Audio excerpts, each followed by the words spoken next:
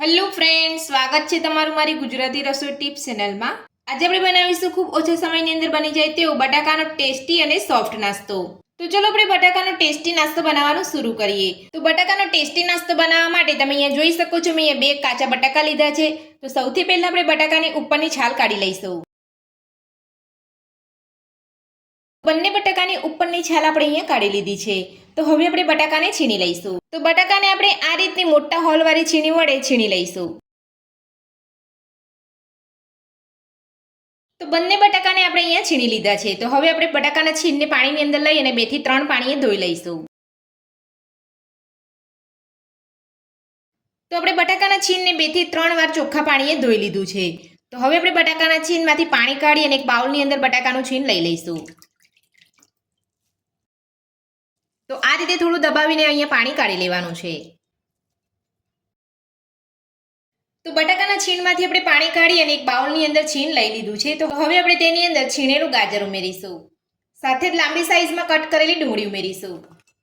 સાથે જ લાંબી સાઈઝમાં કટ કરેલા કેપ્સિકમ ઉમેરીશું। કેપ્સિકમ તમે અહીંયા લેવા ના માંગતા હોય તો તમે સ્કીપ પણ કરી શકો છો। સાથે જ ઝીણા સમારેલા લીલા ધાણા ઉમેરીશું। નાની 1 ચમચી ચાટ મસાલો ઉમેરીશું। નાની 1 ચમચી ધાણા જીરું પાવડર ઉમેરીશું। નાની અડધી ચમચી ગરમ મસાલો ઉમેરીશું। નાની અડધી ચમચી રેડ ચીલી ફ્લેક્સ ઉમેરીશું। જો તમે આ નાસ્તામાં લીલા મરચાંનો ઉપયોગ કરવા માંગતા હોય તો કરી શકો છો। અડધી ચમચી જીરું ઉમેરીશું। સાથે જ સ્વાદ પ્રમાણે મીઠું ઉમેરીશું। બધું સરસ મિક્સ કરી લઈશું। તો આપણે અહીંયા આ નાસ્તાની અંદર પાણીનો ઉપયોગ નથી કરવાનો, એટલે આપણે આ રીતે મસાલા ઉમેરી અને બધું સરસ મિક્સ કરી લેવાનું છે। તો આપણે અહીંયા મીઠું ઉમેરી લીધું છે, તો મીઠામાંથી પાણી છૂટશે એટલે આપણે અહીંયા પાણીની જરૂર નહીં પડે।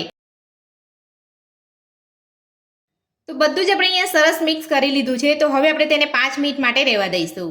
તો બધું જ મિક્સ કરી લીધા પછી અહીંયા 5 મિનિટ જેટલો સમય થઈ ગયો છે। તો હવે આપણે તેની અંદર 1 વાટકી ચોખાનો લોટ ઉમેરીશું। બધું સરસ મિક્સ કરી લઈશું।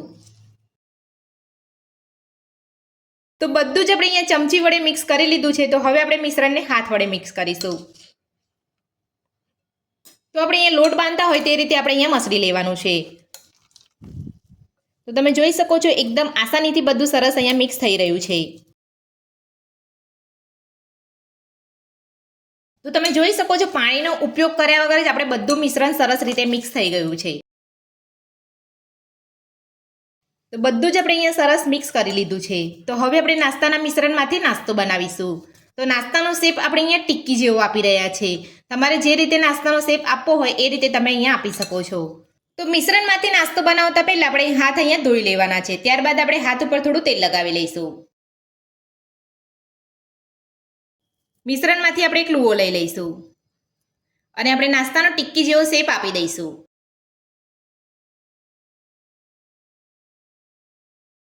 તો તમે જોઈ શકો છો, આપણો નાસ્તો એકદમ આસાનીથી બની રહ્યો છે। તો આ રીતનો નાસ્તો બનાવી લેવાનો છે।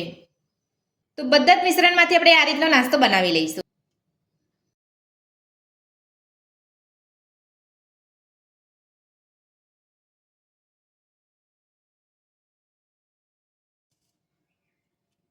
તો બધા જ મિશ્રણમાંથી આપણે અહીંયા નાસ્તો બનાવી લીધો છે। તો હવે આપણે નાસ્તાને સેલો ફ્રાય કરીશું। તો નાસ્તાને સેલો ફ્રાય કરવા માટે મેં અહીંયા ગેસ ઉપર એક પેન રાખ્યું છે। તો પેનની અંદર આપણે 2 મોટી ચમચી જેટલું તેલ ઉમેરીશું।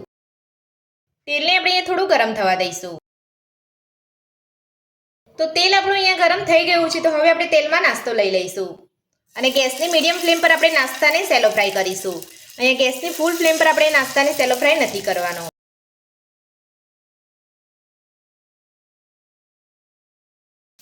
તો નાસ્તો આપણે અહીંયા પેનની અંદર લઈ લીધો છે। તો હવે આપણે નાસ્તાને એક બાજુ સેલો ફ્રાય થવા દઈશું। તો 7 થી 8 મિનિટ જેટલો સમય થઈ ગયો છે। તો હવે આપણે નાસ્તાને ચેક કરી લઈશું। તો તમે જોઈ શકો છો, આપણા નાસ્તાનો એક બાજુ એકદમ સરસ કલર આવી ગયો છે।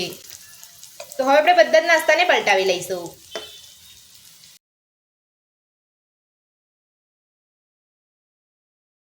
તો બધા જ નાસ્તાને આપણે અહીંયા પલટાવી લીધો છે અને તમે જોઈ શકો છો, નાસ્તાનો એકદમ સરસ કલર આવ્યો છે। તો હવે આપણે તે જ રીતે આપણે નાસ્તાને બીજી બાજુ પણ 7 થી 8 મિનિટ માટે ગેસની મીડિયમ ફ્લેમ પર સેલો ફ્રાય થવા દઈશું। તો હવે આપણે નાસ્તાને બીજી બાજુ ચેક કરી લઈશું। તો તમે જોઈ શકો છો, આપણો નાસ્તો બીજી બાજુ પણ એકદમ સરસ રીતે સેલો ફ્રાય થઈ ગયો છે। તો આ જ રીતે તમારે બંને બાજુ પલટાવતા જઈ અને નાસ્તાને સેલો ફ્રાય કરી લેવાનો છે. તો નાસ્તો આપણો બંને બાજુ એકદમ સરસ રીતે સેલો ફ્રાય થઈ ગયો છે. તો હવે આપણે નાસ્તાને કાઢી અને સર્વ કરી લઈશું. તો બટાકાનો ક્રિસ્પી અને ટેસ્ટી નાસ્તો આપણો બનીને તૈયાર છે અને આપણે એક પ્લેટની અંદર સર્વ પણ કરી લીધો છે. અને તમે જોઈ શકો છો આપણો નાસ્તો એકદમ સરસ દેખાઈ રહ્યો છે. તો આ બટાકાનો ક્રિસ્પી અને ટેસ્ટી નાસ્તો તમે ચટણી સાથે, દહીં સાથે અને સોસ સાથે પણ ખાઈ શકો છો. તો બટાકાનો ક્રિસ્પી નાસ્તો બનાવવાની રીત તમને મારી કેવી લાગી મને કોમેન્ટ બોક્સમાં કોમેન્ટ કરીને જરૂરથી જણાવજો. આજની રેસીપી પસંદ આવે તો વિડીયોને લાઇક કરજો, ચેનલને સબસ્ક્રાઇબ કરજો, તમારા મિત્રોને જરૂરથી શેર કરજો. Thank you.